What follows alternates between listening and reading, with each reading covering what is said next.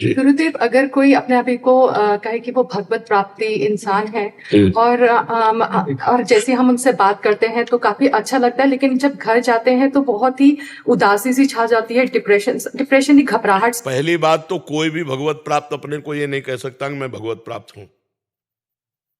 पहली बात यह है कि वो भगवत प्राप्त नहीं है। तुम जेब में रुपया डाले हो, बोल सकती हो सभा में? हिम्मत नहीं है। क्यों? लुट जाओगी, लुट जाओगी। आप अगर थोड़ी भी रकम डाले हो तो सत्संग जरूर सुनोगे, लेकिन रकम में याद रहेगी नहीं। यहां भगवत प्राप्त कैसे बोले हैं?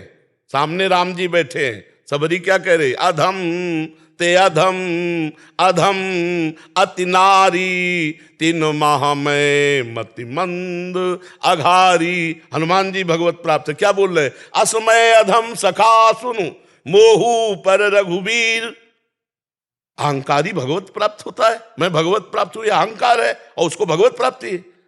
किसी ने पूछा किसी भगवत प्राप्त महात्मा से, आपको भगवान मिल गए?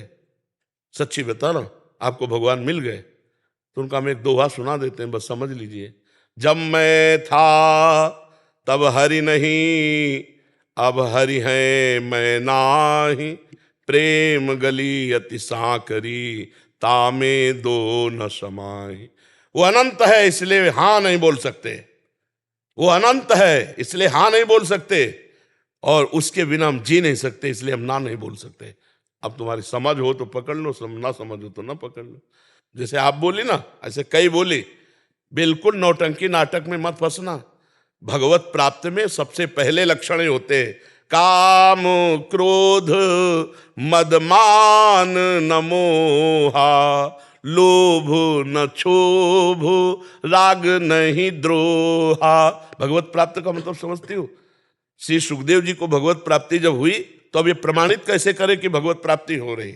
यही भगवत प्राप्ति, क्योंकि जो भगवत प्राप्त प्रमाण दे ना, तब तो भगवत प्राप्ति हुई। अब वो जनक जी के पास श्री व्यास देव जी ने भेजा सुखदेव जी को, तो 7 दिन ये देखो भगवत प्राप्ति की परीक्षा हो रही कि आपको भगवत प्राप्त है कि नहीं। 7 दिन दरवाजे पे खड़े रखा और रोज पूछते उनके आकृति में कोई परिवर्तन। पहली बार कहा जनक जी से मिलना, और 7 दिन 7 रात वैसे ही खड़े रहे, नंग धड़ंग, 16 वर्ष की अवस्था। ना कोई पूछताछ, ना पानी, ना भोजन, ना कुछ, पर रोष नहीं आया।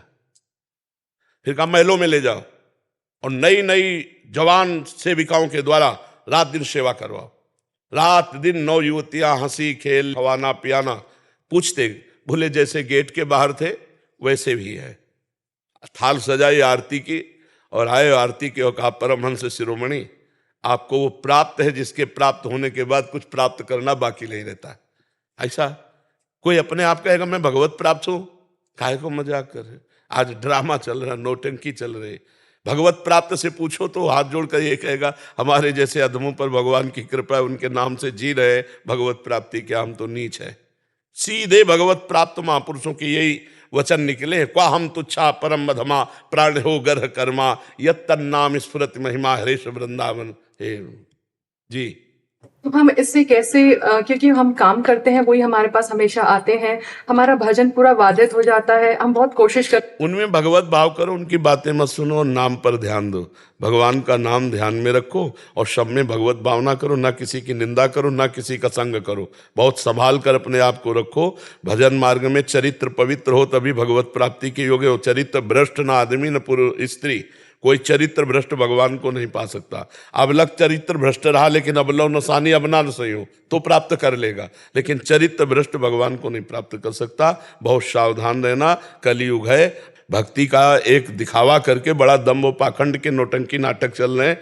दूर से सत्संग सुनो, दूर से सत्संग सुना, उनकी बात पकड़ी, निकल गई। भजन किया चुपचाप अपने घर में बैठ के, फिर महीना 2 महीना में कभी सत्संग सुना, चुपचाप निकल गए। आजकल मोबाइल का जमाना, जो सत्संग पसंद आवे सुनो, एकांत में बैठकर भजन करो। जो नौकरी, जो पेशा, जो भी कर रहे हो, अपनी ड्यूटी ईमानदारी से करो, वही पूजा है। भगवान का स्मरण खास भजन है, भगवान की स्मृति ही। पूरी गीता सुनने के बाद अर्जुन जी को क्या मिला? नष्टो मोहा स्मृतिर्लब्धा, तत्प्रसादान में अच्युता। भगवद स्मृति, स्वरूप स्मृति, स्मृति प्राप्त होना ही सबसे बड़ी बात है। जी।